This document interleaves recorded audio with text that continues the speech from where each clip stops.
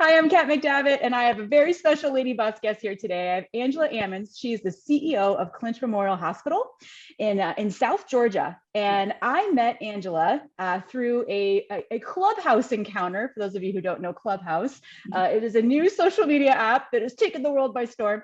And I met her because I was speaking to a gentleman named T. Faircloth, who mentioned Angela and the great work that she's doing in Georgia with her hospital and some of the amazing accomplishments that she has. So he hooked us up. I don't think we had any expectations, but I was blown away by her background, and I'm excited to talk to her today. So Angela, I'm going to let you introduce yourself and tell us a little bit about Clinch Memorial Hospital. Hi, thank you so much for having me on. I'm Kat. I mean, I loved you since the first time I talked to you. You're kind of kindred spirits or sisters in a lot of things, but I am as the CEO of Clinch Memorial and have been here almost 4 years. Gosh, it just seems like yesterday. We are a 25-bed critical access hospital located in rural part of Georgia. And so we provide a lot of care for those who otherwise have to travel 45 minutes away. So my background is a registered nurse. So I have nursed for several years before I accepted this role, and I've worked for various healthcare systems, HCA, Memorial Satilla, larger hospital on the coast of Georgia. So I've got a pretty good background in healthcare and have been on the bottom end and now here, but Clinch Memorial is a phenomenal hospital, and when I accepted the role, I knew that it was going to be a challenge.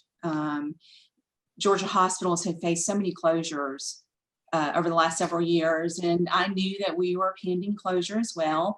And I remember being advised not to take the role because people were afraid they were just going to use me as a scapegoat, and that would be the end of my career. But how many people, how many women in this industry get a chance to become a hospital administrator? So I took the challenge, and I wanted to prove to everyone that I could do it. Day one, like by 10 o'clock, I was trying to take a goodie powder with the biggest cup of coffee that I possibly could, because I was like, I am on the TV show Punk'd. This really cannot be happening to me. The things that I'm hearing, the things that I am seeing, it was just a culture of people who really had not had a lot of, I guess, current oversight, because Hummerville is a small town. It was a small hospital, kind of off the radar. And I think I was the first CEO in several years that had any healthcare background. So it was hard for some to handle. I remember being introduced by the interim CEO that day, and there were some people that refused to meet me. Really? That refused to shake my hand. And I was just, I can't believe it. I don't care if you're a Walmart greeter. I don't care who you are. Everybody deserves a hello, or at least how are you? Welcome to the club, or whatever. But I just knew, I was like, oh my Lord, what did I step into? What is going on here? You are in for a challenge. I love that you were advised against it, that all signs were pointing elsewhere, and you said, no, I'm going to lean into this, and I'm going to do it, and I'm going to make it awesome. Yeah. One of the things that I do, and a lot of people think it's a sign of failure or weakness, is I admit what I don't know, or I admit what I am uncomfortable with knowing. So before I took the job or started the job, I researched high-performing CEOs in healthcare, female CEOs, and I found one by the name of Robin Rao, who has done a tremendous job at Miller County Hospital. And after I had rounded through the hospital and I've seen everything I need to see, I picked the phone up and I cold called her. And through the grace of the Lord, she answered the phone and said, Robin, you don't know who I am, but I am an RN. I've taken my first CEO role in this hospital that I think is going to close any day. And I need to know if you'll be my mentor. Oh my gosh. Oh my gosh. And apparently she said yes. Apparently she said yes. And if you ever meet Robin Rao, she is a pistol. I mean, she's something from Boston. She put down the phone and she cussed a little bit. She picked the phone back up. She goes, what do you need? And from there, I know this relationship blossomed, and it turned into our success and turning around. But, you know, the worst thing anybody can say is no, but I knew that I needed that help. And I'm so grateful that Robin was one of those women in leadership that did not mind saying, yes, I'll help you. Oh my gosh. So Angela, I love the way you present yourself. I love that you say you don't know things. I think that's one of my core competencies, is admitting that I don't know stuff too. So maybe that's where we got along. Yeah. For those so Angela, for our many viewers, Angela and I met on a phone call and kind of immediately fell in love over 30 minutes. And I feel like we covered so much ground. I feel like I mean we talked about our backgrounds, like our childhoods, and just like all kinds of things. And I love the mentor thing, and I want to come back to that. But you also have, I think, an incredible professional background too, right? I mean, you shared with me a story about even high school, right? And then you're saying you became an RN, but you don't actually have a traditional high school degree, right? So so talk to me about that, because this is always something that I think people get hung up on education, and we talked about this in one of our previous episodes. But I think people really need to hear that those things don't necessarily limit you, and you can still do amazing things and go on different rides. So if you wouldn't mind talking about that, I would love it. Sure. That has always intimidated me, meeting people who had these wonderful degrees, Emory, Stanford, Harvard. I'm like, oh my gosh, these people are so much smarter than I am. But I've learned that as long as you're honest and you work hard, that you can attain whatever you want. So I am not the traditional CEO. I don't have that Harvard degree or advanced degree. I'm actually a high school dropout who at 15 dropped out of high school for various reasons that I probably won't share today. It's a whole nother story. But and later Different on, episode. later on in life, I went back and studied for my GED and obtained that. And then I found myself years later as a single mother, and knew that I had to do better for my children, and went to nursing school. Attained my associates, and later attained my bachelor's. And when I took this job, I was almost finished with my master's degree in nursing, but the work volume kind of took over. But recently I finished a healthcare certificate program at Emory University. And I was just so proud of myself for doing that. And I was so intimidated. And I remember calling friends and said, do you think I'm smart enough to be in this class with all these Emory students who are here with their MBA? And they're like, of course, absolutely. But I think I looked like Reese Witherspoon in the first day of school in Legally Blonde. Do you remember that movie? Got her outfit. She's sitting there with her fuzzy pen and so excited to be in class, and she just totally wasn't prepared. I said, this is what I look like. Oh, so Angela, what's so amazing about what you're saying is this is like classic imposter syndrome, right? You are a hospital CEO. You have turned around this organization, and you are intimidated in a classroom setting, right? Like you're like, oh, I'm not smart enough, right? It's amazing. So tell me how you deal with that, because you brought that up before, right? Yes, and with every negative thing, I try to shut myself up and say, Angela, there are people like you. They put your pants on just like you do. They like the same foods. They're worried about their weight. What's going on here? But I am so glad that I took this class, because I built this network of people who are so nice, and there were scientists and COOs and physicians, and we all laughed, and they said that I gave them some great insight to think about, and they encouraged me to go on and finish my MBA. So I'm just so glad I did it. And I think fear holds us back so many times from trying new things. And I would just encourage anybody to step past that comfort zone and try something, even though you're terrified. And I was terrified. Right. I seemed stumbling. I had all my notes, and everybody just seemed so calm and poised. And I had highlighted every piece of reading material. Like I was just ready.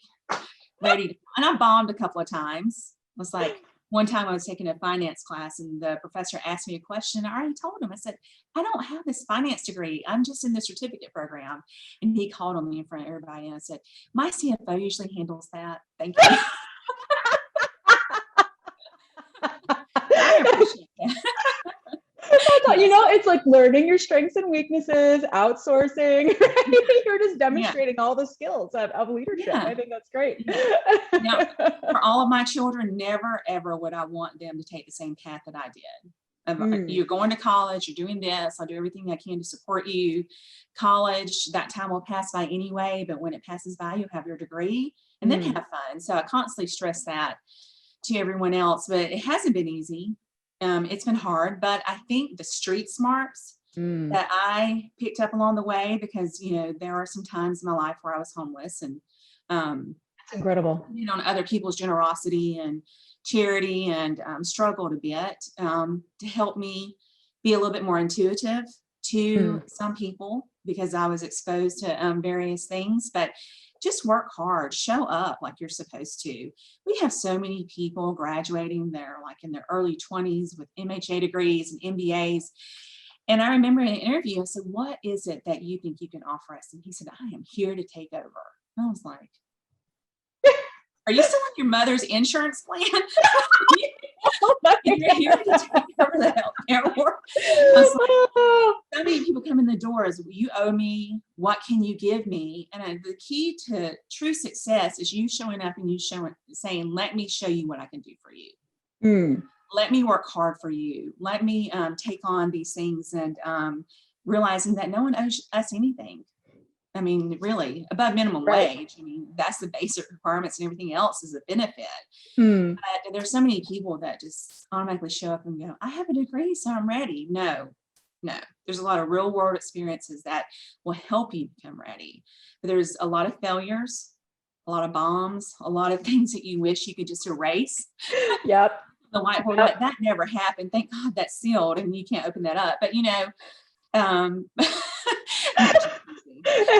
we'll just cruise past that. We'll cruise past that. Yeah. That's just a joke. But just working hard. And my kids all have a great work ethic. And I've always required them to get a job as a teenager. And whether it's washing dishes, waiting tables, a camp counselor, I told them, you'll be the first to show up. You will not call in unless you're dying. And you're going to do the best job there. And every single one of my kids have always been called back by their employers. Anytime you want a job, you've got it. Right. I love that. And I believe that it's prepared them for their college careers and so forth. So. Yeah, no, I am 100% with you on the showing up and hard work. I was raised on a farm and same type of thing. Like you will always have a job. And when the grocery store where you're working with your sister calls and says that they need people, that my parents would pick up the phone and just say, oh yeah, they'll be there. Like you didn't have an option. Right. And I think and my grandma, who I talk about often, always told me that people would hire me because they knew I was raised on a farm and they knew I could work hard, right? But actually, like, I mean, not that that's totally true, but like, I think that like grit and that's just a part of how you grew up. I think that is some of the most meaningful soft skills that you can have. And when I interview people, I always look for stuff like that. So I'm 100% on board with what you're saying.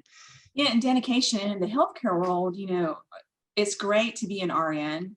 Because your job can change so much, but we hardly have any RNs that actually plant roots and stay here. And that's just such a difficult thing for us to constantly staff. It's not good for patient outcomes. It's not good for the morale of the team and so forth. And people got to realize, stop chasing that greener grass. I mean, there is a season for everything, and that grass will eventually die and turn brown over there too, but it comes back. I mean, it does.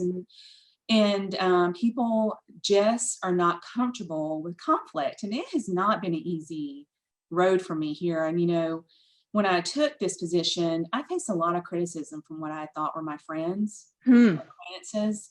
I heard through the grapevine, and some were even so bold to tell me to your face, what qualifies you for this job? I'm just as qualified as you are. Or so you think you're better than this? No. I was offered this position and I took it. Right. And if it had been this gold brick, yellow brick road, like in Oz, I think there would be so many people would do it more. But there are so many times that I left this facility in tears on the way home, wondering, what have I done? Do I have what it takes to save this hospital? I can't believe people are treating me like this. And for an example, there was someone in the community as a provider who is very well known and had a lot to do with the hospital and actually saw patients here and very uncomfortable situations. He was just allowed to act and speak however he wanted. And I remember I was in a CQI meeting, which is a continuous improvement meeting that we have. Continuous quality improvement meeting. And at the end of the meeting, he says, I think our next performance improvement should be to reduce Mrs. Ammons' BMI because she is not obese. She looks clinically, she's clinically obese. And what happened? Because that sounds like a fireable offense. I know, but he's not employed. And Not employed. I just remember, and this was like a series of other times when these kind of conversations have happened, and I've grown a lot, both professionally and personally here. Now, if it had been the 15-year-old street rat that I was, I probably would have got him and punched him in his throat. I mean, like years ago. But I've learned that in order to win the war, you have to choose your battles. And sometimes the most quiet person in the room is the smartest. And sometimes hurting people hurt people. And so I made it a point then to pay kindness whenever was sent to me, even though I made some pointed meetings or decisions to say, listen, we can't continue to do this. This is just not acceptable. It's not appropriate. I don't know who else you've been talking to like this, but it's just not acceptable. And I remember getting a phone call. AA, I have a question for you. Yes, sir. What can I help you with? Are you still fat? And then the phone hanging up.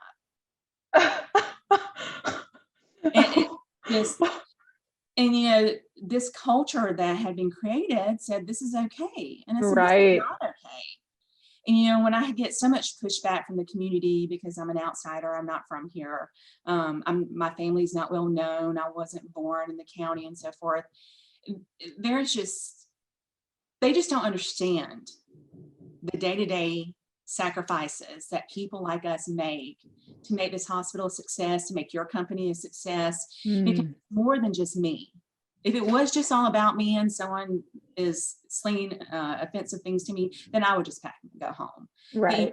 150 plus employees who need me to stay here to run this hospital. I've got patients we see every single day that need me to make sure that we are here running this very well. So, you know, at the end of the day, I had to decide whether I'm going to fight this battle today or I'm just going to wait and win the war. And we were winning the war. So a while back, I kept a little book like this. This is probably the second book. But every time there was an insult hurled or this person said anything, I would write something positive about them. So I can be reminded there is goodness in everybody. Listen, Angela, I need to take some pointers from you because this is different than my list. My list, right? It's different.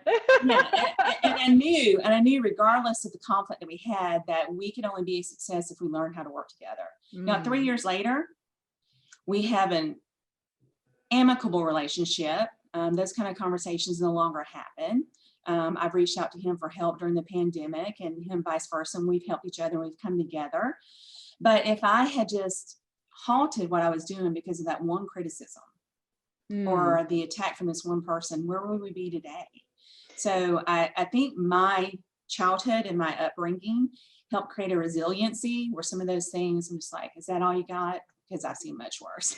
I love this. I love this for like a lot of personal reasons. And I think I will get very caught up in you know, someone did this, you know, and like you're saying, you just want to throw punch them, right? Or, you know, figuratively, right?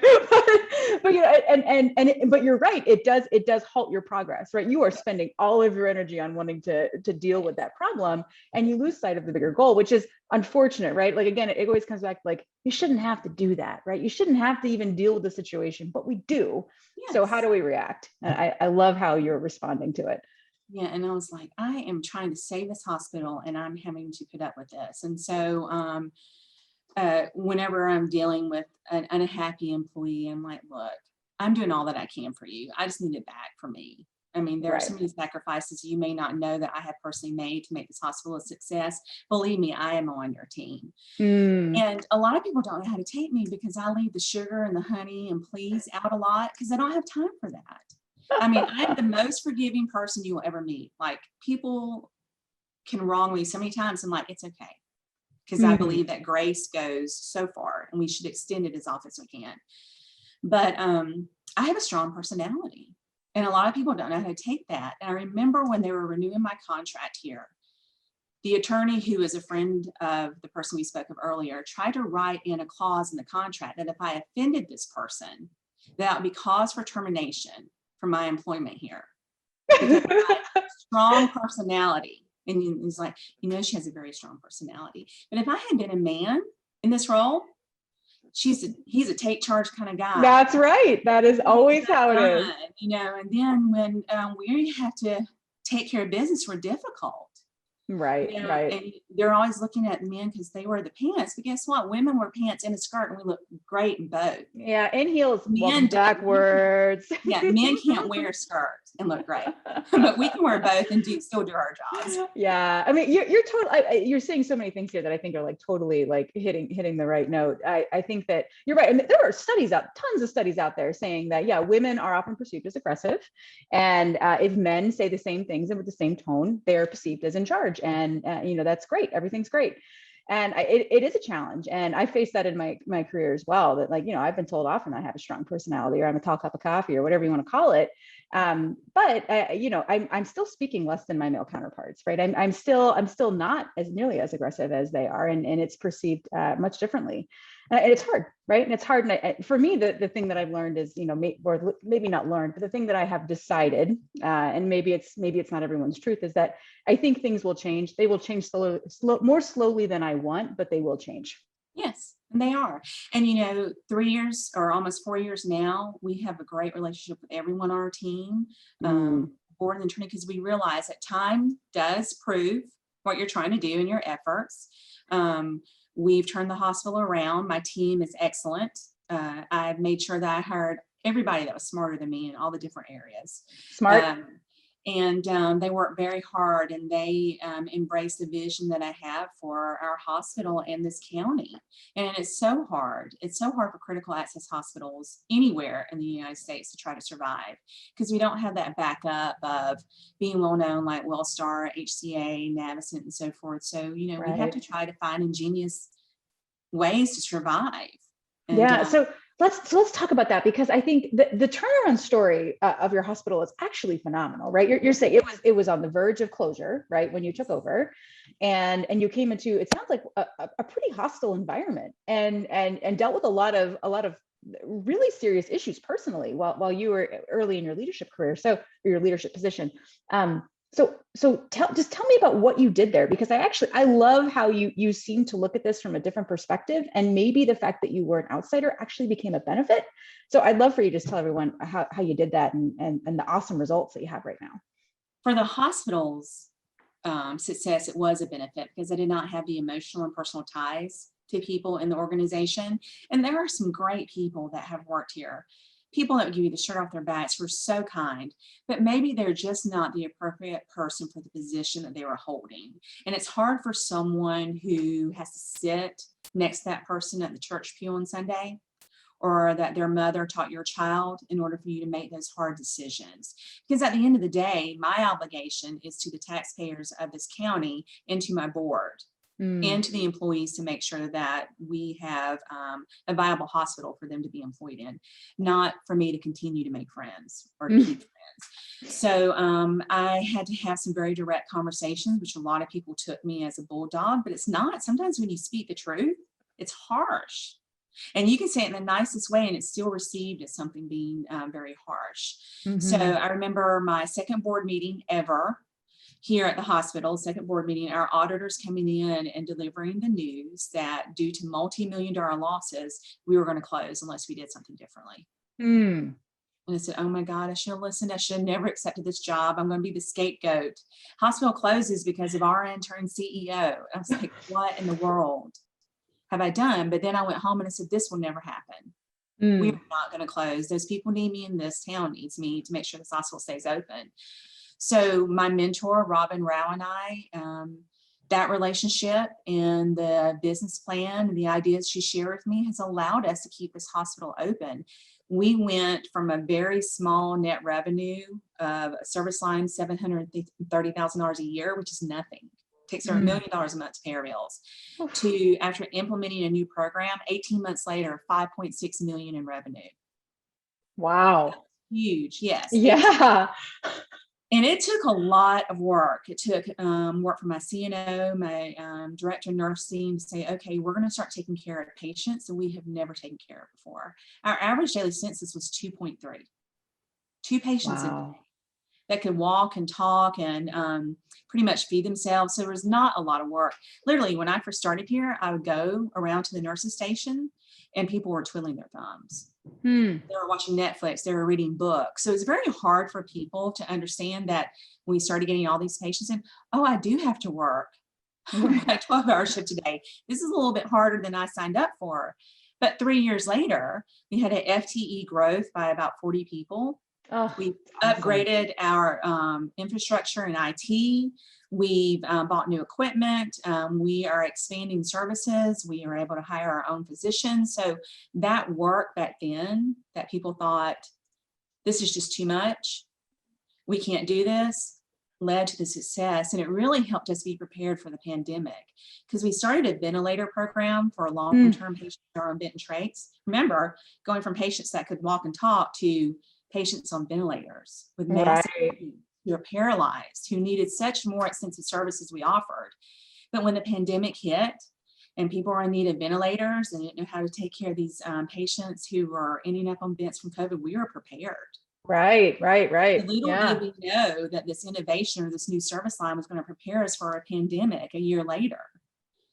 And it was very hard.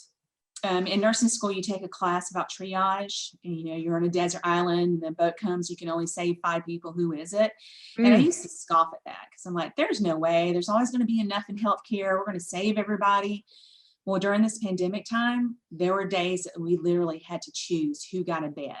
And we as a critical access hospital do not have intensive care units. Right. There are days, multiple days on end, that we called hospitals in 5 states and we could not get our critically ill patients out. Wow. So my team, innovation and hard work, pulled together, created an ICU within a few days. Really? And we took care of these patients to the best we could. It was very scary. And there were some days when we would finally get a call from a tertiary hospital and say, we have 1 bed. Who are you going to send? And we had to choose that day who we're going to send. So working hard, trying something new, taking a huge risk because it was a lot of capital investment up front too. And my board really didn't fully understand what we were doing, to where it has turned our hospital around. It prepared us for something that we never thought we would have to see in our lifetime. But I can't take the credit. I mean, I have a great staff who work hard, who worked sometimes 24 hours to take care of these patients and to make sure we have the policies and the protocols in place. And 4 years ago, we would have never been able to handle the pandemic. We'd probably be closed. Right. The tertiary hospitals around us diverted. They went on diversion and said, we can't take any more patients. We didn't. And we had ambulances backed up from several counties over. My small critical access hospital was holding the line. And I can't imagine what the surge of patients would have looked like in the tertiary facilities if we had not had these small rural hospitals doing all that we can with the small resources that we had. Right. So I applaud the team here. I applaud every critical access and rural hospital there is. And we really need to do more to make sure that they stay open and they remain viable. Yeah, absolutely. And I know I want to get into some of the foundational issues around rural hospitals, right? Funding and all that. And because I know there are some really cool programs that people just aren't aware of. But before we do that, I want to go back to your mentor, Robin, because it sounds like you've spoken so highly of her, and the cold call and just the way she approached it with dropping whatever curse word she dropped, I love. So talk to me about asking for help, right? Because I think a lot of people struggle with that. And at least in my career, I've talked about this with a lot of different women. I'm always like, I don't know what I'm doing, like, please help me. And there's always been someone that's willing to say, even if it's just like a little thing, like do this or do that, or whatever. So talking about that and talking about your relationship with Robin and how that's helped you. She's my yang to my yin, because we are on so many different things. We're in such polar opposites. But I'm just so grateful that she did that. And I've told her before, there were some people that I've called even after calling her who would not help me. And they were female lady bosses in the industry, and for whatever reason, they just chose not to extend any help or to respond to emails. And that was really hard for me, because I tried to understand why. Because I've always practiced, someone needs help, let's try to help them to the best of our ability. But Robin is a very bold person. She usually tells it like it is, and I do like that because you know exactly where she stands. But she had turned this hospital around 12 years ago, and she said, "Oh my God, Angela, I'm looking at a mirror of myself where I was 10 years ago. You are exactly where I was in so many things." And, you know, we started the relationship and then we would talk about once a week. And then after about our second month of us talking, she never responded to my text messages or emails. I'm like, what is going on? So I sent her a text message and I said, Robin, say yes if you're alive, no if you're dead, and I'll leave you alone. And she called me like 10 seconds later. I remember I was driving to work and she said, I must have a hole in my head because I have an idea that's going to save your hospital, but I have no idea why I'm doing it. I said, I call it divine intervention. And she's like, cuts and call it the blank, whatever you want, but this is what we're going to do. So, so we have started the relationship and I've learned from her a great deal more than she's learned from me, but we share ideas. If I come across a new bill or a great vendor who I think could save them money, I send it to them. And so we've collaborated on different things. And there are some times that I'll call her and I say, look, I've got a problem with something in my community. And she goes, Angela, are you a CEO or are you a damn social worker? I would like to meet Robin. Oh my goodness. And I said, I'm both. I said, I am whatever this hospital and community needs me to be. And I said, instead of us being a facility, and my camera's shaking all the time, I don't know why, sorry. But instead of us just being a hub where people go to seek treatment, why don't we go out and see if we can prevent things? And so we've had these conversations. And I talked to her about some of the mission trips I do in Honduras and said, Robin, I really want you to go with me. And she's like, no, I'll give you some money, but I'm not going, you know. But she's done some phenomenal work.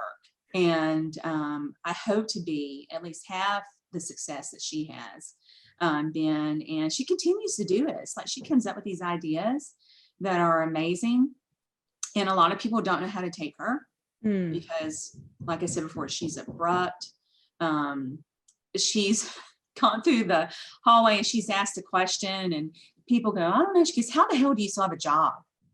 It's like, she's just that kind of blunt person. But then she's also the person who, when she finds out your pet dies, she'll secretly try to buy another one for you. Oh.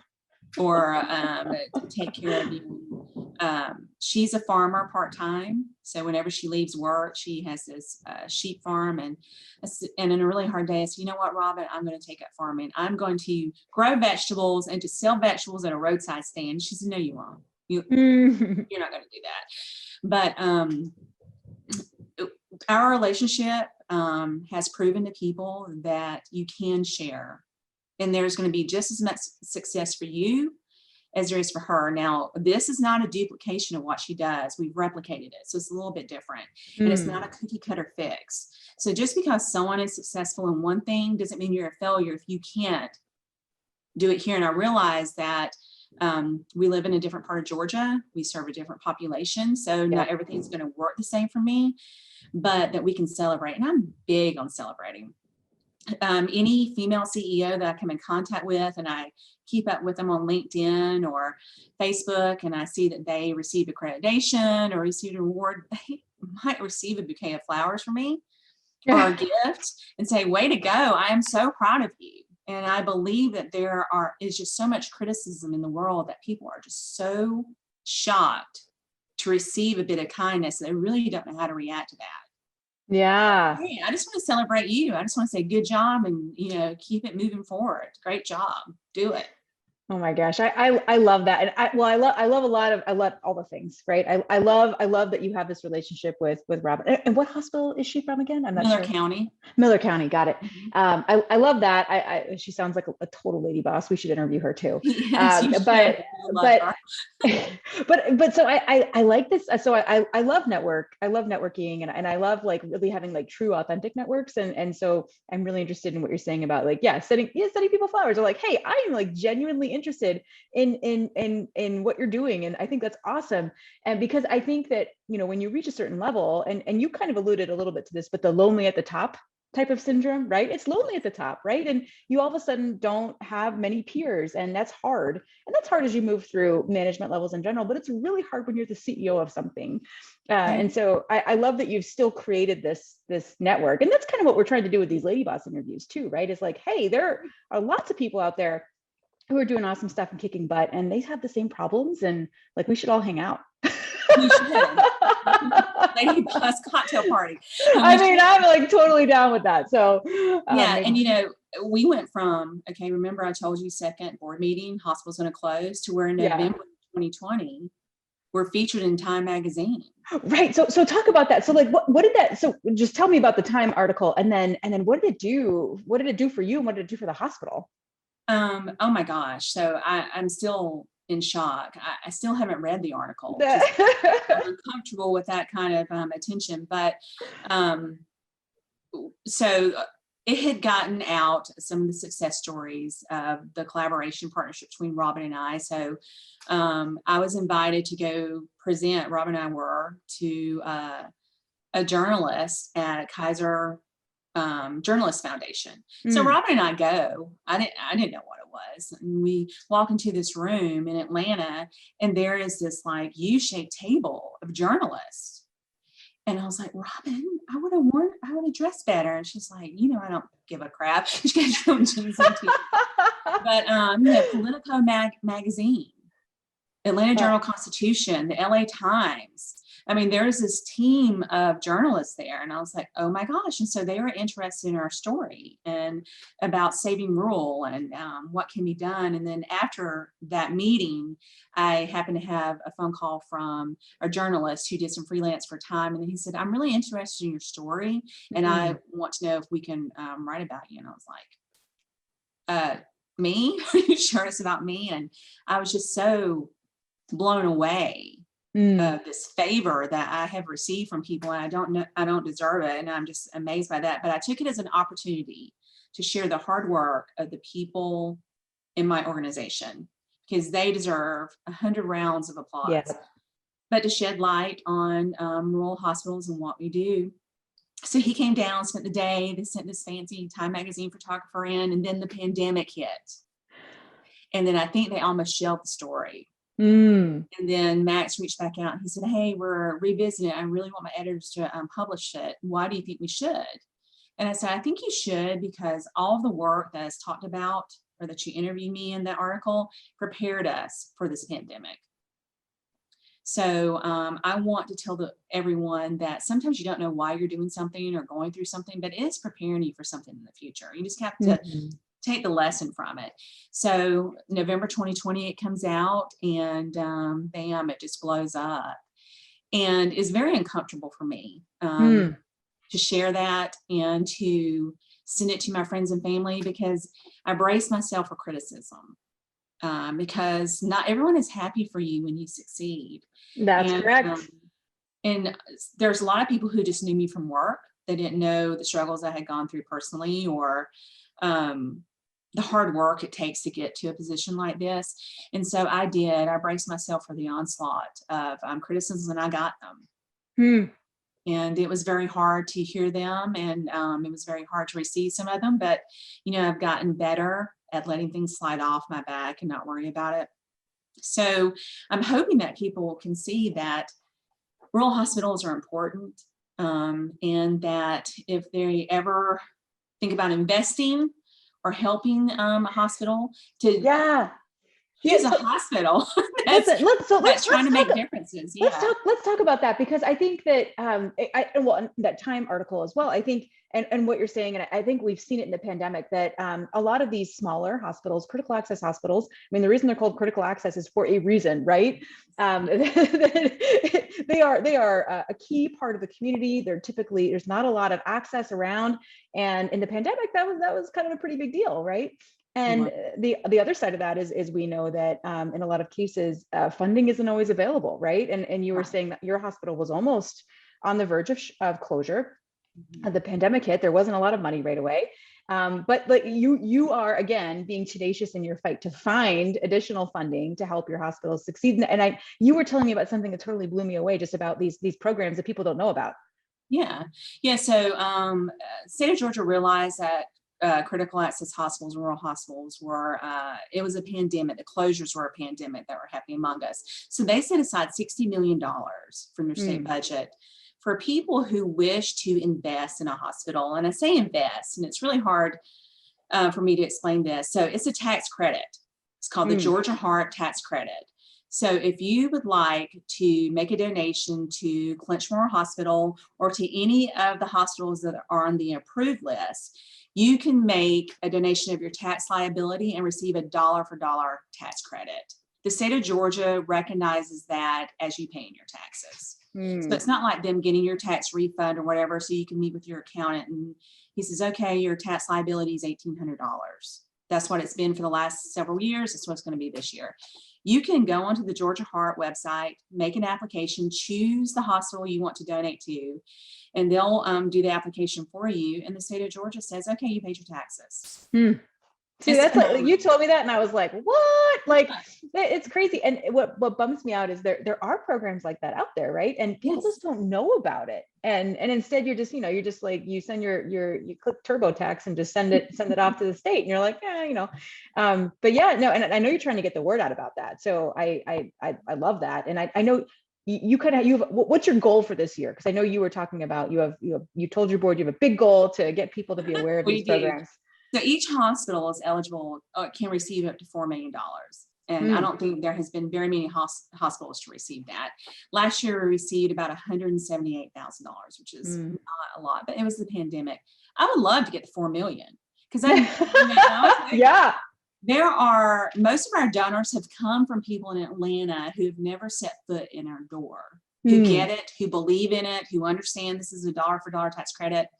And just because you live in Atlanta doesn't mean that you can't save rural Georgia and the people here and the population here. It takes almost the entire bottom half of Georgia in agriculture to feed that dense population in Atlanta. Really? Yes. So when you think about what surrounds us, it's very important for us to stay open. But, people buy Tom's shoes because they believe that a pair of shoes is going to go to someone in Africa and they support a cow in a foreign country. This is the state of Georgia. If you live in Georgia, you can help keep a hospital open by giving to the hospital of your choice. And it's a tax credit. It's not a charitable donation. It's not a deduction. It's a dollar for dollar tax credit. Yeah. And I'm so grateful for those Atlanta residents who believe in us year after year and continue to donate, and even in Valdosta surrounding and people here. But there are so many companies that I bet don't even know about this program. And so many people who want to do good and to pay it forward and to help people stay employed. And this is a great way of doing that. Yeah, I love that. And we have to find a way to help get that word out, especially as tax season was extended slightly. For sure. I'm grateful for that. Yeah. No, well, me too. I mean, so I'll say for anyone who is like me and waits till the absolute last minute to submit their taxes, I mean, let's all look into this because that seems like a great option.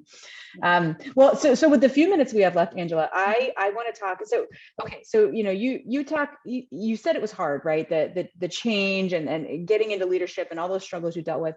But I feel like, so we're kind of missing the nugget of like how you did it, right? Like I know, you worked with your mentor, Robin, and you replicated, not duplicated, right? And you found things that worked, but that is some serious change management and some serious leadership to get people through that. So can you share anything about that experience? Did you use any specific process, or were you just winging it and seeing what worked?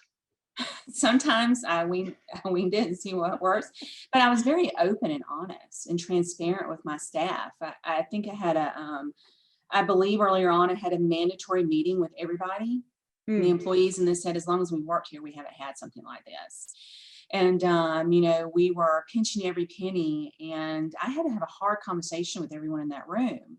And I said, I know a lot of you are upset because I stopped the raises. I've increased some prices in our cafeteria, and you think this is unfair. I said, but I have to let you know, my own employees owe this hospital $150-something thousand in hospital bills. And I said, how can you expect me to keep this hospital alive or ask the community for $1 when you can't even pay your employer what you owe them? Wow. And I said, so this is the reality of things. I said, there are some people that need to come and settle up with me. I said, but the only way that we're going to be a success is if we're honest with each other and if we all do our part. And that means you're going to have to work a little bit harder.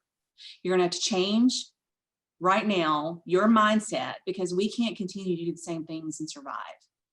And one of the people used to say all the time when I would ask questions, until like I went to my office and just hit my head, we've always done it that way. Because I would say, why are we doing this? We've always done it that way. I'm like, oh my God. Just like, has anybody not Googled, some things to see if we're current? And I had to make some hard decisions. I had to let some people go who had been here for a very long time. We had to work hard. And I found a core group of people that I knew I could trust, because it's very hard to trust people. It's hard to let your guard down and be vulnerable, but I've had to apologize to people before. I've had to say, I'm sorry for saying the S word in a meeting. Because you just listen. I just want to say, Angela, I'm not gonna have to clip out any curse words here because of how you're censoring yourself. So I appreciate that. So I've had to go back and say I was wrong, and I need your forgiveness for that. But finding that core group of people, praising them and giving them as much tools as I possibly can, because other people are like, we have to cut back, we can't do coaching, we can't do marketing. I'm like, what do you mean? What do you mean? If you have $2, you spend $1 on PR and marketing. How does the community know about us if we don't get it out there? I mean, and if we don't invest in our staff, we don't get a return on investment. So I believe in life coaching. You go to this conference, you network with people that hold the same position as you, and you can validate. Am I doing the right thing? Okay, great. There's validation. Or maybe I need to step up my game more. Right. But it was a lot of work. It was a lot of work for my staff. But I just feel like the doors of heaven opened, and he gave me exactly who I needed. And most of those core people are still here. And a lot of people say, oh, you're a healthcare pirate, but I'm not. I have had people in my career as a manager, if I've left, they said, I'm going wherever you're going. Because I believe in you, and I know that no one is going to treat me fairer than you. And people say I'm tough, but I'm fair, which I appreciate that, because I'm not going to expect from you anything different than somebody else. And so I've had people follow me in my career path, and I trust them, and I trust their work, and they trust me. And, we can be mad at each other. In the day, we still care about each other, and we just hashed it out. We're good now. But changing culture does not happen overnight. So if there's anybody out there who's 90 days in a job, half a year or a year, sometimes it can take 3 years. Right. But the thing that I learned is that maybe regret that I have is not letting people go sooner, by giving them too many chances. Because I'm like, okay, let's give them one more chance. Let's do one more performance improvement plan. And really, that is a waste of my time. That is a waste of their time. And it's really unfair to everybody else who is kicking tail every single day. So I've learned in the first 90 days, you set those goals. They're not reaching those goals. Honey, they're not going to reach it in 6 months. You reach it in 90 days. And I've learned to create short contracts and an easy out. If vendors promise a lot and they don't deliver, I will cancel that contract. I love that. I love that. Yes. Yeah, I think that's, so I was just interviewing for this TV show, Dr. Jamie Bland, who is the CEO of the Sync Health, which is a health data utility for the Midwest, for multiple states in the Midwest. And she said the same thing. She said, and it's actually very similar lessons like that you would teach yourself. And hers one was, it's not always about you, right? So to your point, sometimes that criticism isn't about you, right? It's just you're in the leadership position. And the other was hire slow and fire fast.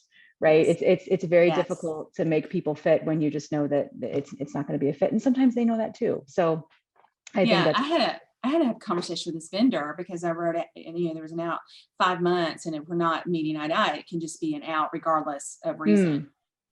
And I'm like, I can't believe I'm going to do better. I promise. And I said, honey, this is just like dating. When you date, you show up looking your best.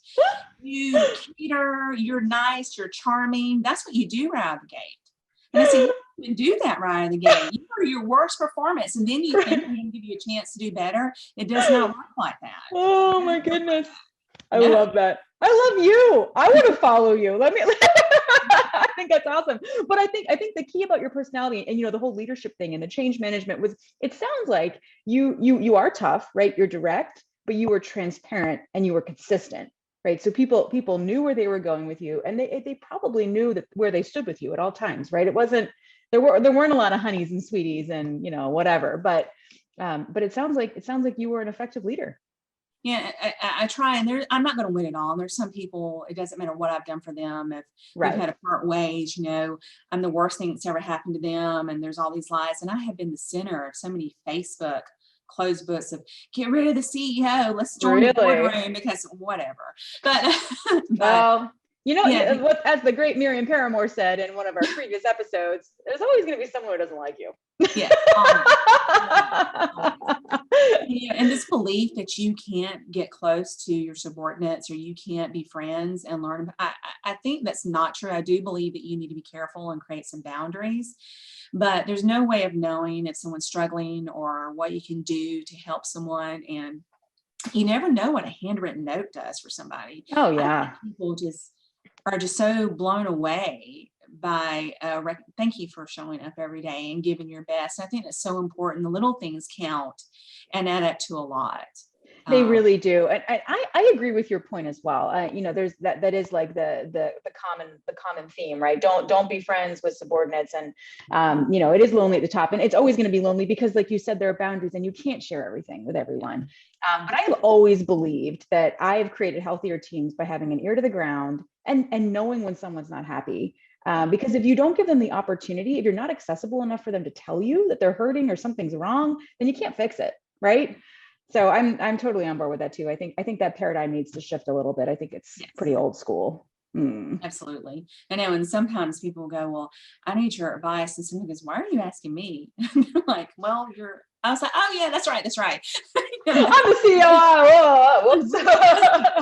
Yeah, I don't think about that. I'm just Angela. I'm just here to do a job, and I try to do the best job for my board members, for my bosses, and for my employees. I just want to make sure that this hospital stays open. So I'm committed to doing that. But, this CEO position is not gone to my head because, like I told you, I suffer greatly from imposter. You're a very real person. Yeah. Yeah. At home, I've done Zoom meetings with pajama bottoms on, and made a couple mistakes and bombed in class and tripped over myself and been an embarrassment in a board meeting or a presentation. But you know what? You just get up and you just try harder the next day. That's right. You get up, right? I think that's been the key, at least in my careers. I just have to keep getting up. And it does get better if I try. So Angela, we've been talking for like a full hour, which I love. And I feel like we could talk for like 2 hours or like 6. But tell any parting words, anything you'd want to share with like other lady bosses and aspiring lady bosses out there. I feel like you've dropped like so much knowledge. We should write a book, but what do you have? Keep at it. You're going to survive today, just like you survived every other day. And you know what? Be the first to apologize, but stand your ground, and always surround yourself with people that are smarter than you. They're going to make you look really good. We need to do that. And network. I agree. Yes. I agree. Yeah, just call someone up. I love it. All right. Well, thank you, Angela.